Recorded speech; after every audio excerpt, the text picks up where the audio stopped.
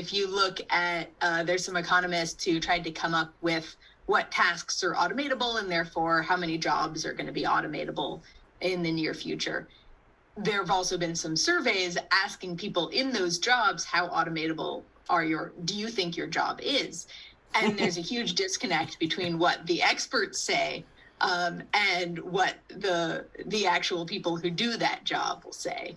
And so I was looking at what's it say for welders the other day, which says that The Economist said there's a 90% automation risk level, and polling says there's a 59% automation risk at most.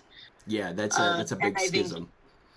Yeah, and the other thing is a lot of that, even assuming that the economists are right, which they're totally not, right?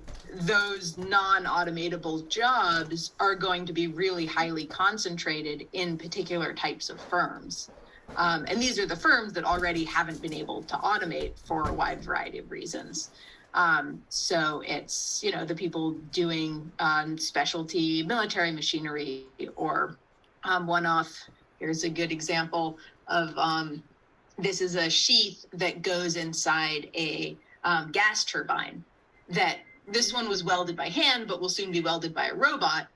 And this is a huge industrial robot, not even collaborative, doing laser welding. But there'll be a camera that a skilled welder can watch and see whenever something goes off, because this material varies by 5%.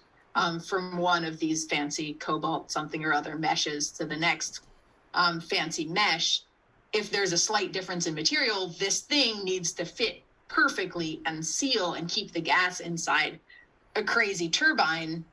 And you're going to need someone to know if that part gets slightly off. And so this is going to have, a welder coming by, expert welder will come by every couple dozen parts and watch little video feed and make sure things are working out all right. Because I said that maybe the gas, depending on how much gas there is left in the tank for the laser, it may vary by a couple degrees, and a couple degrees is going to be enough because this precision is going to need to be on, thousandths of an inch. Tolerances are super tight. Yeah. Yeah, that's a good point. Is a lot of what things that can be automated, especially critical things, you still need somebody with a skilled eye to oversee those things and make adjustments when necessary or make improvements where possible. You hit at least to this point right now, a machine's not going to look at it and be like, I know I can do this process a little bit more efficiently or a little bit better. Not at all. We're a ways away from that. And I think when we get to that point, I always crack up when people are like, we want that much money, we're going to replace, all the burger flippers with computers. And it's like, you think when we get to that point, we're not replacing your architecture job with a computer, or when we get to that point, they're just gonna be doing everything, and you're all lawyers are gonna be out. We're all gonna be, it's gonna be Wall-E, and we're gonna be in a spaceship drinking milkshakes all day. So I think it is funny how there's a certain elitism where everyone thinks that what they're doing is nobody else can do what I'm doing. You guys seen the new OpenAI ChatGPT? Yes. Yeah, it's great. Anyways, I could even just share my screen. We can do one right now. I've been messing around with, my brother got me into doing AI art, which I think is super problematic, but it's really fun to play with. Yes. Both agree on both of those. It's wonderful and problematic. Oh, Darla's trying to sign up for Okay. What do we want to say? You're the expert. Whose jobs are most susceptible? I heard I read somebody on Twitter that said something along the lines of the AI is really good at forming an answer that or a structure that people will like to read. So there's a lot of bosses that'll look at it that don't have the technical knowledge. It'll be like, yes, that's perfect, just because it has the cadence of what the right answer should sound like. Mm-hmm. Automate those tasks in general jobs. No, it's telling me it can't do my knowledge work. It's funny. It goes right to assembly line workers too, which is the perception. Because you start looking at this stuff, it's so much easier with this type of thing, automate any kind of like the chat bots, right? That was sort of an early version of automation, which frankly sucks for a lot of people, both on the user and the worker side. Right. But it's really easy for something like, you need to change your password. You need to cash a check, right? You need to do something that's fairly routine, and is not likely to vary from one of those tasks to the next. It's been done a million times before, and it's going to be done a million times from now, and it's falls within a certain parameter. Yeah. Like what welding robots did in the 1980s when they were first installed in automotive shops. It's right. the boring things that frankly humans shouldn't really be doing anyways. That's one of the coolest things that I think about the cobots is like you can.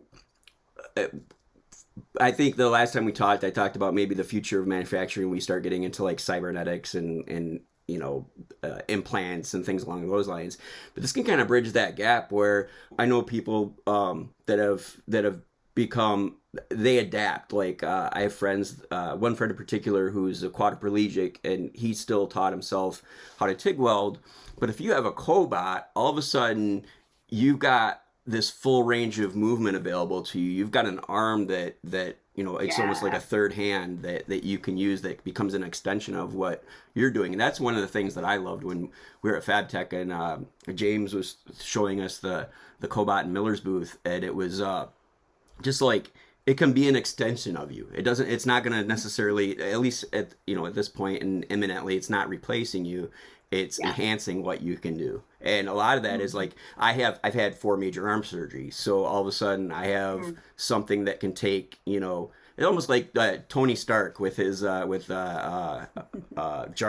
like how the early version in Iron Man 1 was kind of clumsy and banging all over the place, but it was like an extra set of hands for him. And that is something that's super appealing to me, that I think makes a lot of sense in that space. And what I'm afraid of is and this is something you might be able to talk to a little bit more about, the difference between cultures, is we've become more efficient as a country in manufacturing, but all the benefits of the efficiency have gone upriver. None of it has stayed with the employees. Like, we're still doing the same, we're getting paid what we got paid 40 years ago, even though our output has greatly increased, and the powers that be are like, well, it greatly increased because of all this automation, but we're still doing all of that.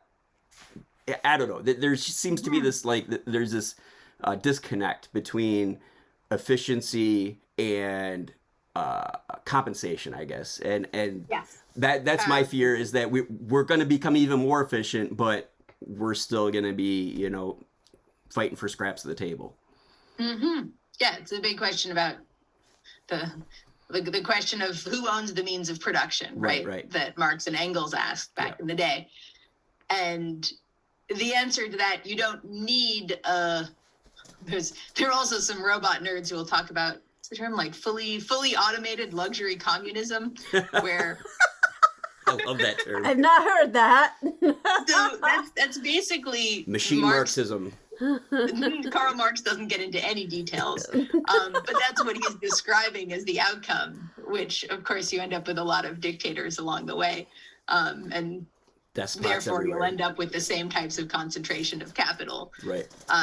But there's a lot of interesting enthusiasm and thoughts around like worker cooperatives that are popping up now, especially when you start thinking about more and more automation and productivity increases, or even things like profit sharing. You mentioned this is something that Lincoln Electric has been doing for a long time that they're really proud of.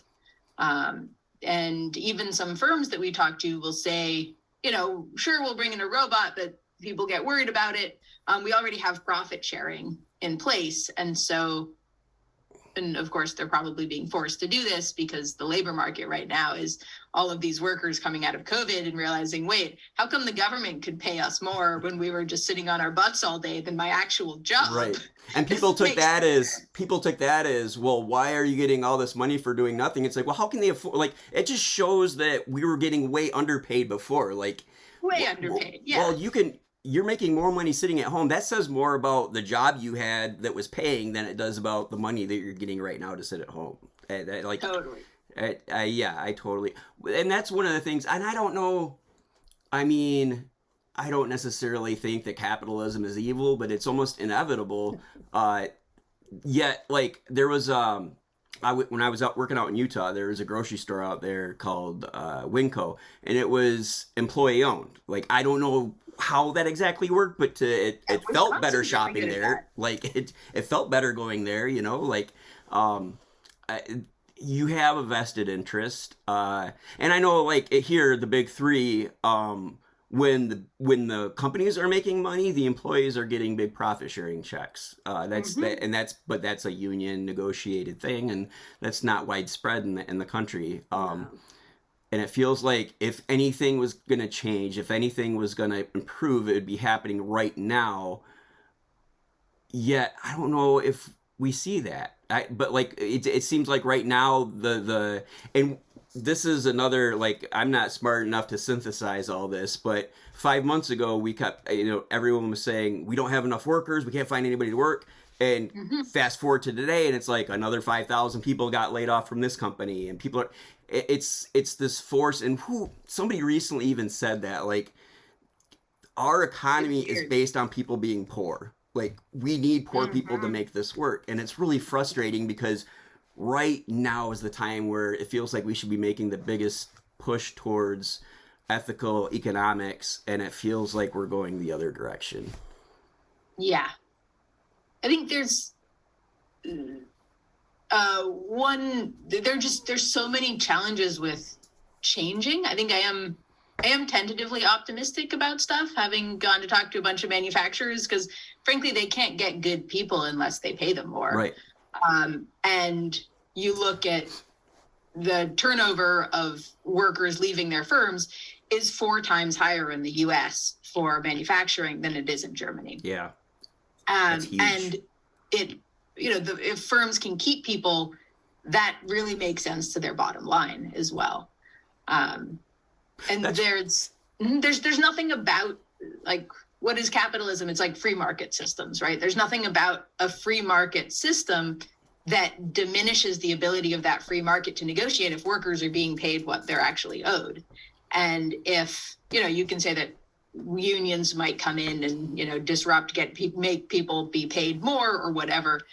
But there is also something very fundamental about economists across the spectrum. Karl Polanyi is one of the more famous semi-liberal economists who will talk about, like, this sort of seesaw motion between the market. When the market becomes too powerful, I mean, we see this in the States, firms will start buying Congress people and essentially bribing them through lobbying to do exactly what they want. And this is popular across both Democrats and Republicans, right? Yep.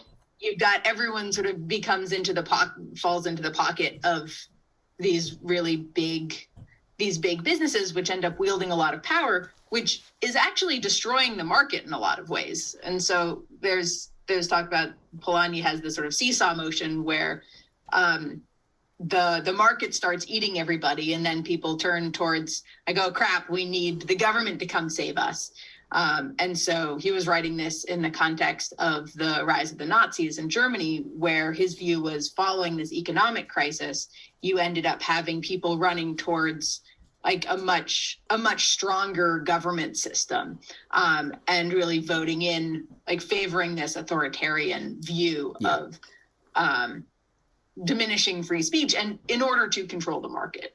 And so in sort of his view, the sweet spot, it'll just keep swinging back and forth and back and forth. The pendulum never stops in the middle. Sort of sweet spot. Yeah, the pendulum never stops in the middle. It's always swinging. Exactly. Yeah, I'm not going to go down that. Well, I kind of, it's always interesting to me, like the factors that created Nazi Germany were so like coming out of the First World War and the economics of that, the embarrassment on a world stage. Like there was such a it was a perfect storm of craziness that created that. But on another sense, like we saw that coming out of like, look at how creating an industry based on militarization brought us out of economic slumps, and it has such a big impact, and it's so dangerous, but it's like this, almost like this salve for the economy, like, well, we should build more tanks and everything is going to be better, and if we don't, then we're at risk, but we're also making more money. So it's what saved us from the Great Depression. Exactly. It was going into World War One. Yeah. And even like coming out of World War II, there was this pent up, because we had used all our resources for the military. Now all of a sudden it's like, wow, we can use rubber and steel, and what kind of crazy shit can we make now? And you had the late 40s, early 50s, early 60s, 50s, early 60s, where you had this crazy age of innovation. Like people were just happy to make stuff. And that at that point, incredible manufacturing boom. we were at the kind of the beginning of not the beginning, but like higher education wasn't what it is now, and you had all these people coming back with money from the government to spend on college education, and then colleges looked at that almost like, well, now we have. They almost turned into a trap. Where I'm getting off subject. I'm sorry. I'm like totally started. The GI Bill was great. Yes, the GI Bill. Yes. Yeah, and then after that, I mean, I see this here at MIT. Basically, we could set tuition at whatever we want, but there ends up being this sort of feedback loop of, everyone's bringing in, a couple more fancy sports coaches and a couple more administrators, and we're going to build this brand new building, and it's going to look great from the outside, so it's going to be an architectural marvel, and Harvard down the street is doing the same thing. And so then tuition just keeps rising and rising, and there's this race to the top, which doesn't matter for the top universities because they're sitting on piles of money, which goes towards financial aid. So something like 97% of MIT students are on some portion of financial aid. But that's the extreme minority of universities that are privileged enough to be sitting on these dollar piles. And meanwhile, all of these other universities are like, oh, wait, these guys are bringing in a new sports field or a new architectural marvel. We need to do something like that too. Yeah. And suddenly college, costs $70,000 a year across the board. And if you're not going to one of those minorities of schools that have lots of money put aside, you're going to be going into debt for it. And something that was striking to see, I was looking through the education of welders, brazers, and solderers, according to the BLS. Yeah. And the number is 23.4% of welders start college and don't get a degree. And, not that some of the smartest people I know dropped out of college, so no judgment on that. But the fact that more than 1 in 5 people in this profession felt like they needed to go to college, and then they end up with a whole bunch of debt and no certificate to show for it, right? Is like, why is that the norm across? And it's not just that profession. And this isn't going to happen in Germany because you're having, and I don't think that we should have kids decide at 15 in this country, right? That would squash a lot of American innovation. Right. But surely there's some sort of balance where you're saying, look, let's introduce you to these types of professions early on. And the other critical thing is, let's have money put aside to help kids figure out what these jobs look like. And to get skilled. And so you go to these German apprenticeship websites, all these firms are like, oh, you're not going to make a lot of money, but you'll be making, I don't know, it's like $20,000 a year as an apprentice, right? So whereas the equivalent vocational schools in the US will say, oh, you're not going to go into that much debt. It's only $10,000 to $20,000 a year in debt. And you're going to make a ton of money. you're going to make a ton of money later on. Yeah. Right? Whereas if you have zero money, the question is, are you going to go into debt? Or are you, then in Germany, right, they're all going to be making a little bit of money and then a lot more money, and their career trajectories that are laid out very clearly initially. Right. And I don't think you need, I mean, you see this with manufacturers being like, we can't find good welders. It's like, well, as you've been talking about, Josh, let's have good job trajectories so you can get your kids excited about welders and then also have careers that they can follow, where they can achieve seniority both within their companies, or if they want to switch companies, they'll have something to show for themselves. And how normalized we've made this, oh, everyone should go to college. And then if you drop out on college, shame on you.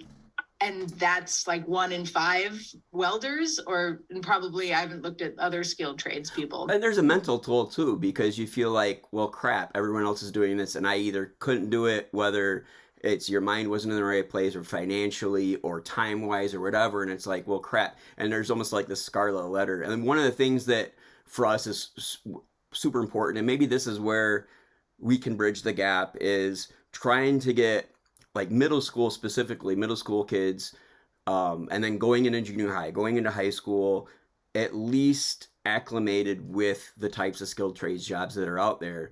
So then when you're 12, 13, 14, you can be like, wow, I really dig this. I want to pursue this and concentrate on this. Maybe not like put all my eggs in that basket, but I can at least focus on this. Or on the other end, wow, I really don't like this. I need to focus on something else. I need to focus on this other thing that is not welding or machining. Or, you know, it's just like I come across so many people who are, you know, I don't want to say midlife crisis, but they're like, crap, I didn't even know this other thing was out there that I could do. And on the other hand, I see a lot of people who went into the trades who later on realize, like, I'm really adept at doing this other thing. I really didn't need that college education to do this. I'm going to switch over. Like, I see a lot of welders becoming chefs because they're so frustrated with the trades and this glass ceiling that you have that they want to do something creative. They want to do something with their hands, but they're like, what can I do that is kind of reinvigorating? That's just something new that I can make a living at doing. And there isn't this ceiling that I'm going to bump my head on.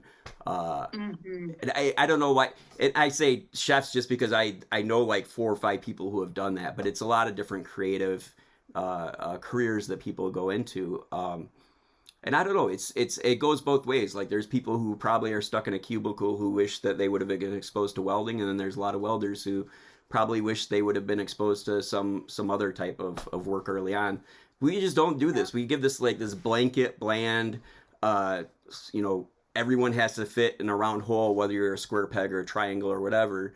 And, you know, at the end of it, when you're 18 or 19, then maybe you can, if you know what you want to do, you can specialize in it. But at that point, it's, for some people, it's too early. For some people, it's too late. Like, I wish we could do more, I don't know if bespoke education is the right term, but just like, the more we can tailor, and maybe that's somewhere where AI comes in, where you know, we have maybe instruction can be augmented, and even in my career, like early on, people told me I should start a YouTube channel, and I'm like, no, because I learned the traditional way, so that's how I felt people should learn. And now I see all these, you know, these welders that came up and they got their basic education from online, and they're really good at what they do. And maybe the next step is sort of an augmented training, augmented education. And people can fine tune it more for what they want or for what they're interested in. I don't know. I'm just. Yeah, definitely. I think when you look at where these collaborative robots are being so useful, particularly in American firms, is that those job specific skills. And so, right, like this kid from Maine, she shows up being a pretty inexperienced welder. She's got 9 months of intensive boot camp. And I think boot camps are also, that's a very American concept of let's have some little modularized crash course introduction to something that you can do at any age. And the software engineering has done this really well. And so I'm excited to see this popping up more, particularly in collaboration with firms who can, start doing apprenticeships, can have, because what the apprenticeship is also is a way to try out this job in a low stakes environment. And so you'll know early on, sort of no skin off the firm's back, not particularly difficult for you if you want to switch because you haven't accepted a full job and there are lots of other apprenticeships around. They become more formalized lately in Germany, but the original idea is let's try something out. I feel like that's something that's much more palatable to Americans than you must decide at the age of 15 right. which high school you're going into, and then that determines your entire life career path. I feel like there needs to be to get to that point, we have to have enough firms offering that though, because if it's just scattered here and there, then there's still too much of the company still has too much of a vested interest in you staying in that apprenticeship, and you still have that more like that trapped, well, I can't just go do something else because this company is what's offering this, so I'm going to have to stick with this. And so it's how do we bridge that gap between there not being the apprenticeships being super rare and them being ubiquitous. It's how do we get to that point is and I guess it's step by step. It's like anything else. It's not going to happen all at once. And what's interesting, which we've touched on it a little bit, in Germany, having these specific what's the name of the apprenticeship, the construction mechaniker? Yeah, construction mechanic. Yeah, that apprenticeship is it's more well defined, whereas across the board, where here in the U.S. it's kind of like each company, each organization for itself, and Wild then West. Right. And then you have an organization like the AWS, which has their certs and different things, but even in Josh's, him working at General Dynamics, he gets certified in something, but if he goes to another company, you have to get recertified. It doesn't count, which seems almost kind of silly. So where do you acquire transferable, certifications where I have a degree, which it means the same thing here as it does there, whereas there's no licensure, there's no like in Canada you get your standard. red seal, or there's a certain, I've talked with this with a few of my friends in the welding industry, and it's how do we need a more standardized, almost legally binding kind of thing.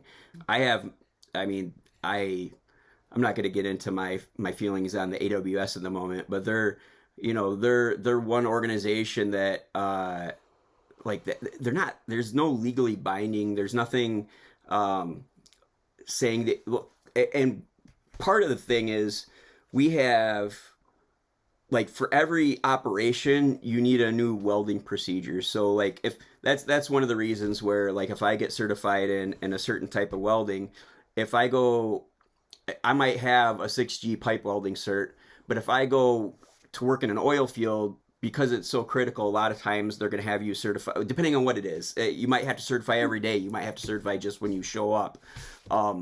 But there's no standardization. There's an attempt at standardization, but really all it is kind of a money grab. And it's even within, even as a trade. Small firms, they don't care. Just show up and weld in a straight line. You'll be great. Yeah, and if even TIG. Even as a millwright, you might get different training in one company than you're going to get in another company. There's no sort of this, and we hate governmental overreach, but at the same time, without regulation, it is the Wild West, and a lot of as everyone wants to be a libertarian until it comes time to actually get something done the right way, and then it's well, why did you do it this way? Well, because I can do it however I want to do it. But in reality, that doesn't really work like that. And we like our individualism, but at the same time, I don't know. It's so I have a hard time, and maybe it's a big picture kind of thing. It's hard to see how you get somewhere from where you are, and really it's just baby steps. Kind of like how it's gone the opposite direction, how Germany's sort of sliding sort of how we do things, and we're trying to slide that way. Right. Are we going to formalize? Because basically what we're really good at is the informal and the innovative. But in order to get the system to work, it's sort of that pendulum again, right? You have everything free market, and it turns out there are a couple market failures.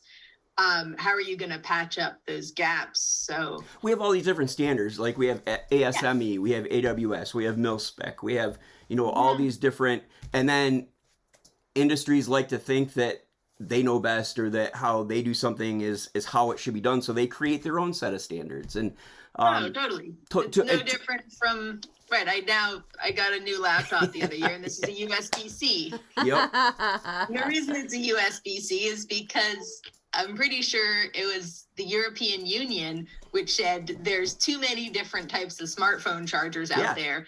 Everything must be USB-C going forward.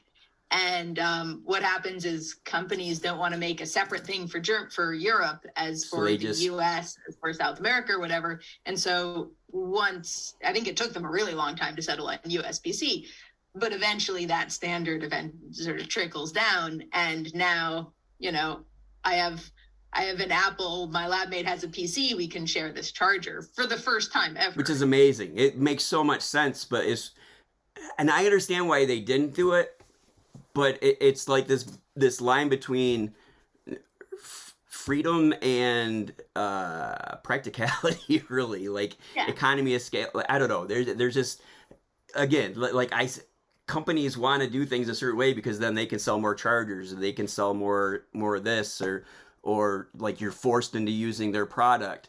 But it's such a waste. Like, it's completely inefficient. It's a waste of resources. It's a waste of money. So like it's hard for the kids who now need to get some sort of certification to get a decent job somewhere. Yeah, and the technology now it's required. Like, you have to. It's the same thing with like trying to get internet to poor communities or off the grid areas, and it's like now this has become a tool. It was this cool invention, this fringe thing. Now it's so everyone has to have it, or you're just going to fall behind. So how do you legislate that sort of thing? It's definitely tricky. And I think this is the moment for that too, between sort of industrial spending from the government for the first time. May or may not be going into another Cold War, which is always great for innovation in America.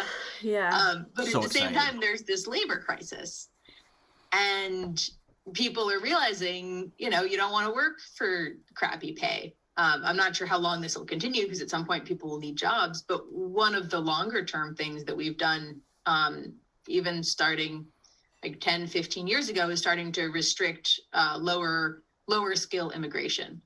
And so we're missing about 1 million, maybe more immigrants now as compared to the prior couple decades.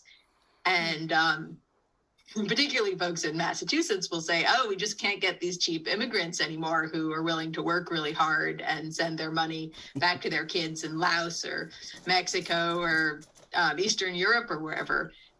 And so if you want those jobs to be attractive to like the second generation and the kids born in America, we need to improve those jobs. Or we need to bring in more low-paid immigrants and then figure that system out. But I don't think, hopefully the idea is start creating better jobs, because we totally have the technology and the capabilities to do that. Businesses hate the idea of labor not being a fixed price. Like they look at it year over year, like maybe they want to keep up with inflation, not always, not usually. But they'll look at every other way to spend money, to save money before they want to put it into the workforce, basically. And I don't know how you get them to change that. Maybe, I mean, right now is a big part of that. Just like, well, you're not going to get anybody unless you change that. I don't know. You would think that the benefit would be, I think this is what we hope with higher tech jobs too. Like when you start bringing a robot in, maybe this robot's a lot easier to program, but you start bringing in more advanced systems. You'll need people who are more familiar with those systems. And I think particularly for welding, just because there's so many different types and materials and skill levels, I I think a lot of this, oh, there's been a welder shortage forever, is that lack of willingness to both train people and keep them around who know the right types of skills. And if you want people to invest in skills that are very niche to that company, right, then if you're talking about, the aerospace, these aerospace welders, they'll do TIG, and they'll have to learn, I guess laser welding is now a new technology that's a lot easier to learn, it sounds like. But there are a whole bunch of safety considerations that are going to come with that are much more difficult to figure out and make safe than just, protect yourself from the arc flash. And so I think there are a lot of skills that have been ignored, where if we want to really get our manufacturing base up and running, we're going to need to appreciate those a lot more. Completely agree. Absolutely. I actually love the wrap up to your Wired article where you say that, but to meet the demands of the future, we need policies that help managers see workers not as costs to be minimized and discarded, but as assets to be strengthened over time. I think it's perfect. Yeah, that's exactly it in a nutshell, our entire conversation. We just cut everything else out. That's perfect. Nailed it. But that's really, that right there, I think, is, the hope for the future. And it's what's going to keep people excited about these jobs for the future, too, is knowing that you're an asset, not just a budget line. Just the human equation. I always like to say I work to live. I don't live to work, even though I love what I do and I love my work. But you're going to dedicate, and that's another thing that, is neither here nor there. I mean, it is here and there, but how many hours we work in this country and how we feel like it's a token of pride to work. And I do this myself, like, I work 7/12s, I work 100 hours a week, whatever this is. It's not healthy. Yeah. And even for, and it's especially like, it's not healthy when you love doing it, and I love doing it, and I'll keep doing it even if it's not healthy. But imagine you're stuck in something you don't like doing, and you're just working 84 hours a week because you need it to survive or you need it to maintain this level, and the emotional toll it takes to focus. When I was at Chrysler, I spent more time with the people that I worked with than I did with my family. I spent almost all my waking time working there, and I loved what I did, but I'd much rather spend that time with my family. And when a company treats you as you're just a serial number, that takes that toll that much higher, because you realize that you're just going there to collect a check and they don't really care anything about what you're doing. And I've seen that so much at my level, whether it's been at Steelcase or Chrysler or General Dynamics, all these big companies. And it's nothing against those companies in particular. It's this corporate mindset that you're replaceable, and we can probably replace you for somebody making less money, and we're going to try to do that if possible. And if the union wasn't here, we already would have done it. And just this idea that it sounds so cheesy, but it would be so nice if they just cared about the person. And a lot of that comes into, and it's very simple, but pay and benefits is a huge part of that. And if they're not willing to give you, a decent living, then they certainly don't care about any other part of what you're doing. So yeah, I completely agree. There's a social responsibility. There was actually Bill Ford Jr. years ago, and it's kind of like when the automotive industry has downturns, and they have when I left Chrysler, I took a buyout, and it was fair compensation, and it's union negotiated, but Bill Ford Jr. made a comment one time, and it might have just been for PR, but kind of like who he is, I feel like he has a bigger heart than a lot of people in those industries. Not that I know him, I just have this kind of this feeling. And he said when they talked about Ford workers getting this 6-figure buyout, he's like, I didn't fight that at all, because I feel like there's a social responsibility, because all of a sudden this community is going to be without these thousands of people with their income earning, excuse me, the community is going to suffer, their families are going to suffer, and then that takes a social toll, and then there's the economic toll. But I know when I was at Steelcase and they went through this thing where they went from being a family owned company to being a publicly traded company, and they just cut they did it by seniority, and people with up to 17 to 20 years seniority were just done. And everyone's like, well, they should just learn to do something else. Wow. It's like, they've been doing this job since they were 18. Now they're in their mid 40s, and you want them just to learn to do something else? It devastated the community. People were fighting for pizza delivery jobs, and it's and you see this across the Midwest and parts of the South too. Yep.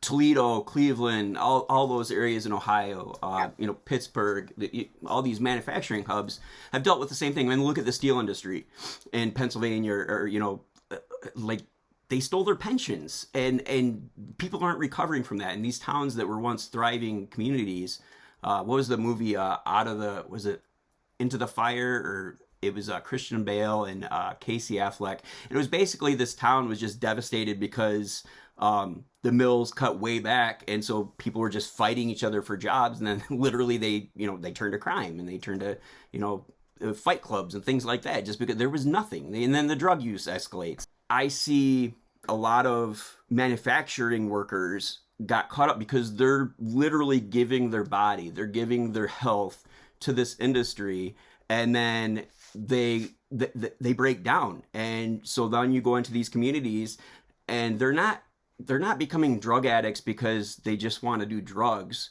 They're literally, their body is breaking down. They need these things. And then all of a sudden that turns into them not having a job, whether it's from that or just the economy collapses. And now you've got situations like you have in Flint, or, these areas that are just completely devastated by the loss of jobs. They should be having real workers' compensation. Yeah. That treats their...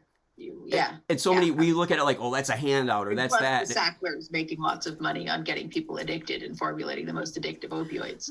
Yeah. Right. Yeah. And that's, I don't know. It feels like there's not a social responsibility in, our economy right now is too much based on profits and making more money year over year, as opposed to something that's sustainable, that keeps everyone happy. And it feels like we're so far away from that right now, but I don't know, maybe it's and I think you see this. There's one of my professors was looking at 80s and 90s policies for urban development, and how it really focuses on the cities that are perceived to be up and coming, so where you think you're going to get the biggest bang for your buck, which it turns out is none of these towns and regions that have lost their manufacturing. It's the places like just outside Silicon Valley. Right. Oh, maybe we can convince some really rich tech companies to move here. Or Boston, right? It's not New York City, but there's tons of up and coming massive universities. Austin, Texas. Right, exactly. And so it's the places that would probably already succeed.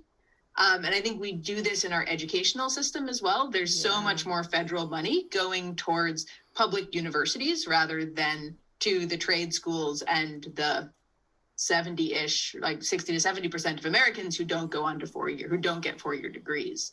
And so there's this idea that let's take the people who are the regions or the individuals who are about to succeed, and then really pump all of our resources in there, and then we're going to forget whoever's stuck on the bottom, or we sucked everything out of them that we could get, and now it's time to move on to better places. Yeah. And there's a challenge, I think, as well with the bigger firms, the customers to a lot of these small and medium factories that I've been visiting, where if you have 70% of your production going to one big automotive firm, and they're saying, oh, either you meet the prices that we're getting in China, or we're just going to drop you, right? Then you don't really have the wiggle room as a small manufacturer with 50 or 100 folks to start paying people better. And so across the board, you end up with this whole depression of wages and of benefits for both the workers and the smaller firms. Totally. And so there's I don't think very much came out of it, but I like the idea of the top whatever Fortune 500 companies got together a couple years ago and decided, oh, we can't keep going with this shareholder model. We need to start moving to a stakeholder model. And this meaning the workers and the customers, sustainability concerns, rather than the whoever are wealthy shareholders and executives of our company, and the banks and the venture capitalists who have been funding us, whomever. And so again, it's that kind of pendulum where, okay, we let the free market go wild, and now let's rein it back in a little bit and see what bits we can patch up to try and make a better society. For sure. I don't know how they are now. I know I think I mentioned this last time we talked, that it was the Machine That Changed the World, the book that Roos and Womack. Yeah.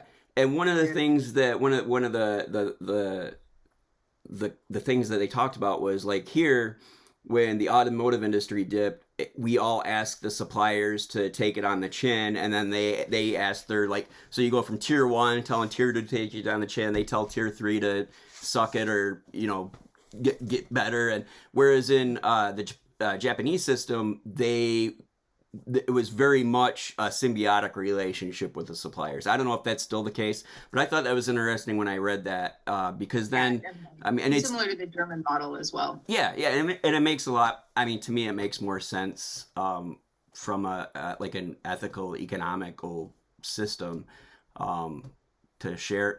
And that's one of the things. Like, I know Ford.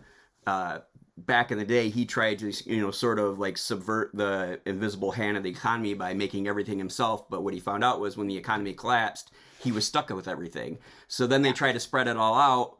But instead of sharing everything, it's down the river. It's down the road. Like, okay, well, we have to make this number. So you're going to make it for this, or we're just not going to buy from you anymore. Just like you were saying, like, it feels like there should be some sort of, in between. I don't know what the solution is, but yeah, I see that all the time. And I feel like that when it's most egregious, like there's definitely some pushback, and then I think some people are smart enough to see that that's not the way to do things. But overall, it's still it's kind of a I don't know, dog eat dog world where we're just pushing the toll down the line to the end, where at some point somebody's not going to be able to pay it, and that's their problem, not my problem. Right. Yeah, and as you're mentioning before, you have China with not just lower wages, but the government is subsidizing robots for pretty much anyone who wants them, and there's subsidies on the material side of getting stuff across China and to port, and so it's actually more expensive for American shippers to get, like in many cases, to get something from, say, the port of Oakland to halfway across the U.S. than it is to get whatever widgets you've got in your shipping container from Shenzhen to California. And there's not we think that we don't care about the human worker here. Like, there's a whole nother level of, and I remember, when I was in the automotive industry, we had a meeting one time, and this guy, one of the executives was talking about the reason we were starting to get engine blocks from, I think it was Brazil instead of Kokomo, was because of the cost. And he's like, and basically he got frustrated. It was like a town hall meeting, and some of the workers were complaining about, losing these jobs and these costs. He's like, well, if you didn't make this much money, it wouldn't be an issue. And I kind of raised my hand in the back, and I was like, and this is like the whole factory was there, so it was kind of hilarious. But I was like, I've looked at what you were paying for those blocks from Kokomo and what you're paying for those blocks from Brazil. And we could work for free, and we're still not competing for that. We're still not competing with their prices because of OSHA, because of different regulations that we have to abide by. Material costs. Yeah. Like we couldn't compete based on cost. And he was basically, he's like, meeting's over, and then that was it. Like it was kind of I felt like a drop the mic moment, but kind of just got the door slammed on. But it's. I don't know. Like there's some stuff that and that comes back to competing on a global economy. Like we're not really competing on a level playing field, and so I don't know. There's a lot of factors that go into it that it's like, what can we control? Right. Also, the things that we're good at is not low cost mass manufacturing. So, but to your point, that we still try to compete on that. Whereas in Germany, we talked before, they compete on quality. And they compete on making.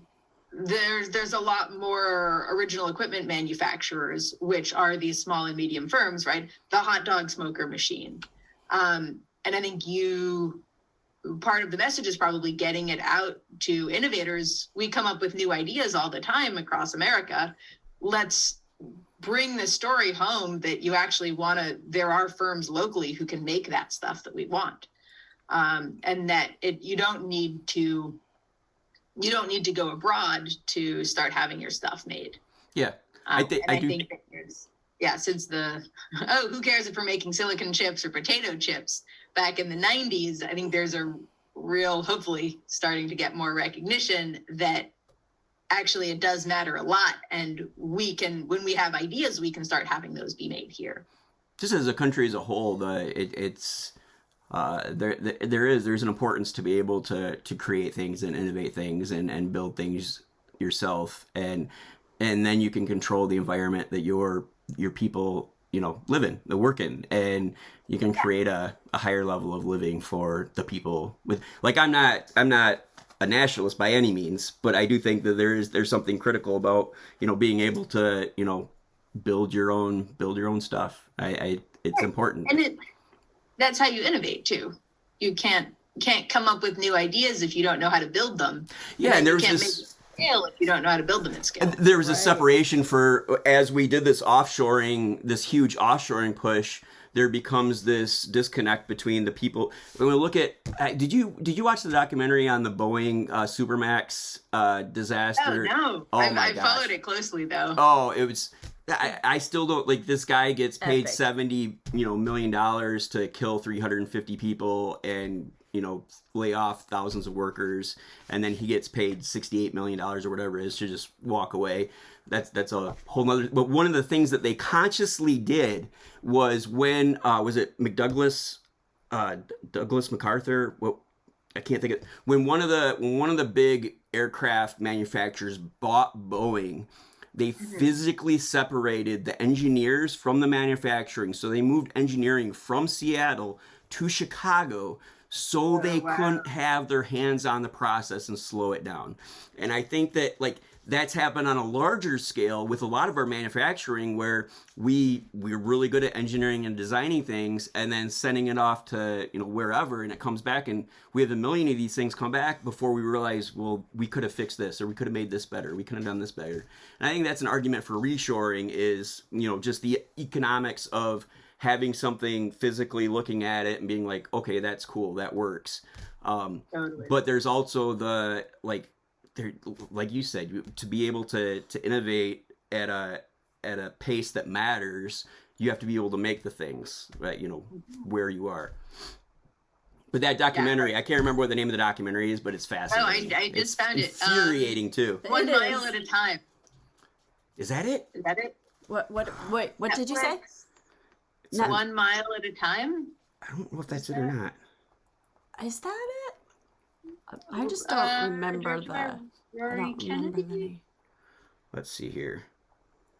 Oh, no, now I'm getting How to Survive Supermax Prisons. That's not it. Oh, Downfall, sorry. Yes. Downfall. That's it. Yeah, I don't know why they called it something else. Yeah. Now I totally want to go into talking about that, but it's not here or there. You just got watch it. It's Speaking of awesome documentaries, American Factory. Yes. Yep. Yes. Watch that. Another one that's infuriating. Oh gosh. That's the one. Is that the one Ohio the Obamas glass produced? Yes. Yes. Yeah, the glass plant in Ohio that went from a GM Yeah. plant to a Chinese owned plant, and it's really fascinating, to see the cultural clashes. But the one guy who goes to China and basically turns into their enforcer, comes back and is like, you ratting everyone out, and Yeah, right. But yeah, that's another, like, that's a community that went from people making, with benefits, $35, $40, $50 an hour to now you're making $12 an hour with no benefits. And that community was devastated. And there's a social cost to the things that these companies are doing. And they tend not to want to bear any of that. Yes, definitely.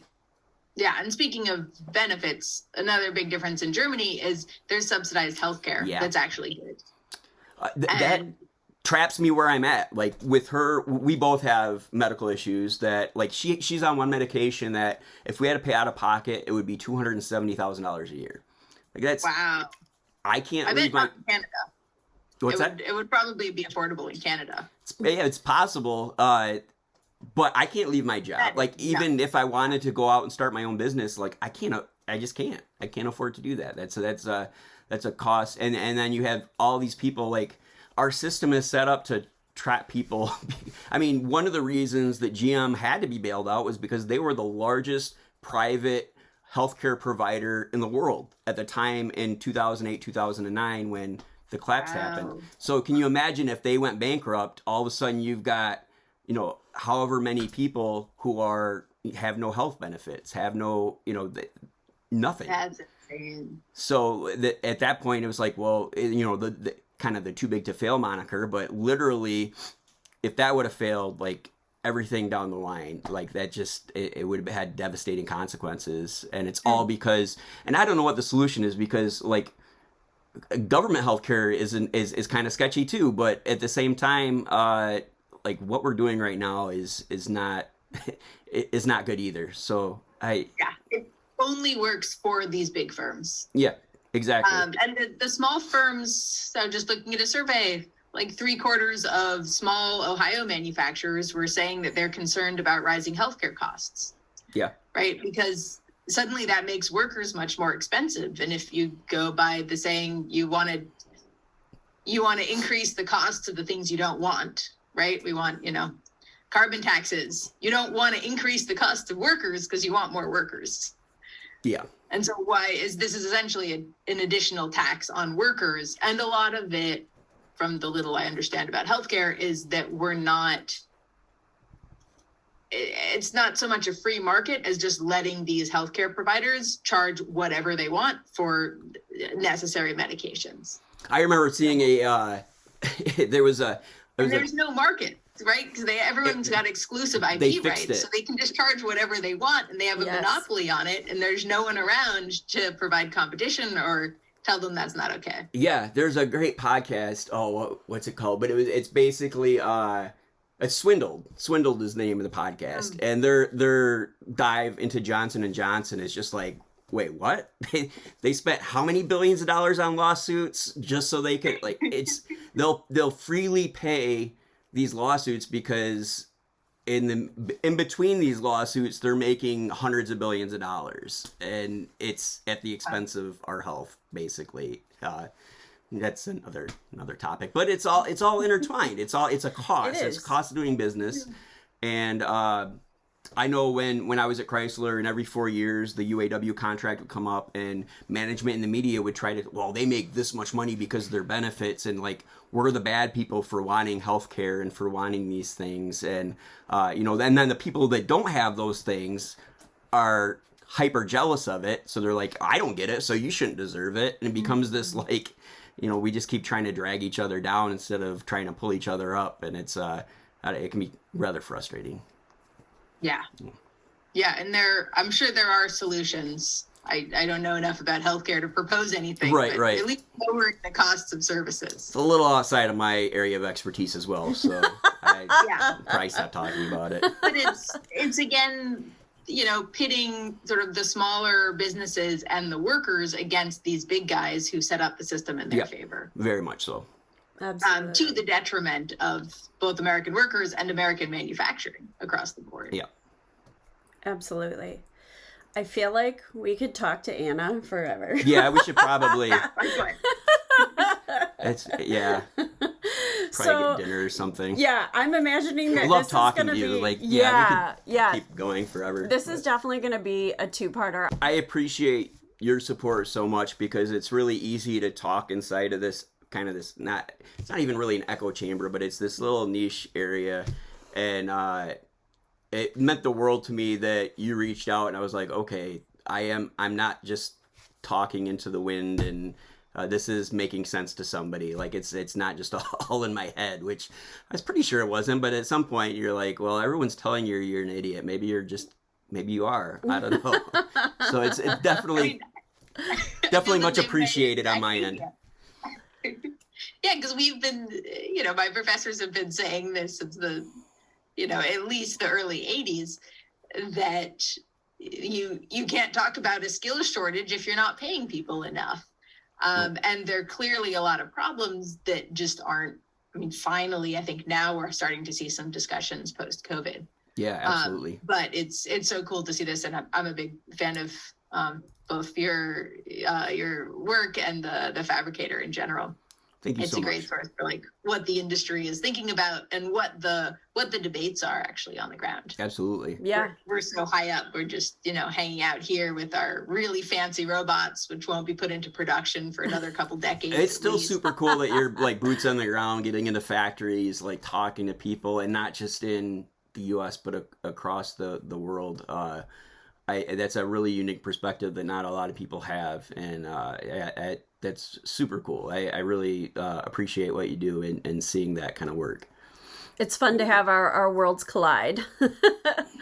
Yeah. This has been fantastic. Yeah, absolutely. And I'm sure this won't be our last conversation with you. And we're definitely going to make sure that all of our audience is aware of your work and your research. And we're going to have lots of links to articles and the work that you're putting out. And anytime you need a sounding board or anything, feel free to reach out. Absolutely. Yeah, I would love to. Thanks. We can chat about my welding education paper. For sure. Yeah. Yeah, that would be awesome. Make sure I'm not just totally running off into the weeds somewhere. Well, you see that a lot. You see people who write on things, but they never want to get their hands dirty, so to speak. And then when they put something out, it's like, in theory, that sounds really good, but in reality, that's not really what's happening. So it's really cool to see people who are interested in the actuality of things that are happening. Anna, have you done any welding?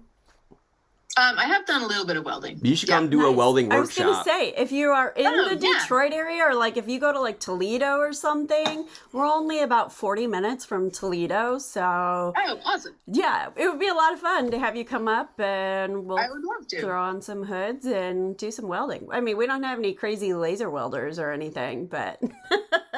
All right, those are apparently really easy to use anyways. So. I used one. Yeah, not this year. Yeah, but last year at Fab Tech, I tried out the laser welder. It was actually kind of weird, but it was cool. It's cool that technology exists, and I'm sure we'll see some really cool, new innovations and things come out of that. But anyways, we would love to host you in our welding shop. So. Definitely. Yeah.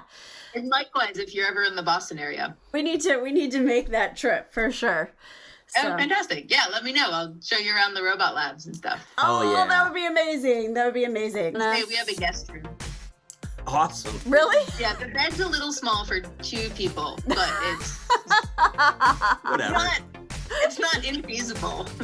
We've slept in a really small bed awkwardly before. Last year we stayed in Roswell in a missile silo, and so we were each in separate beds because they were like these really tiny beds. We had to like Lucy and Desi the thing. It was just like 2 really small beds on opposite sides of the room. But so we were in Roswell in a missile silo, so that kind of made up for everything else. With all the aliens, I'm sure. Yeah. Yeah. Yep. It was pretty awesome. Yeah, they were the Atlas F, Cold War era missile silos that were like defunct the moment that they were functional, and completely defunct, and like the government spent like $30 million on them and then sold them to the public for $1,700 a piece. So yeah. Nice. Yeah, but it was pretty wild, sleeping where the massive nuclear warhead once was housed. So all right, well, awesome. Thank you so much for your time, giving us a couple hours tonight, Anna. I really appreciate it. Take care, Darla. Thanks, Josh. Bye. Bye. Thank you for checking out part 2 of our interview with Anna Waldman-Brown. If you haven't already listened to part 1 of this interview, you'll definitely want to go back and tune in. As always, we'd love for you to join in the conversation. So please send us your comments and questions, and we will get back to you. Thanks again to Anna, and thanks to you for watching.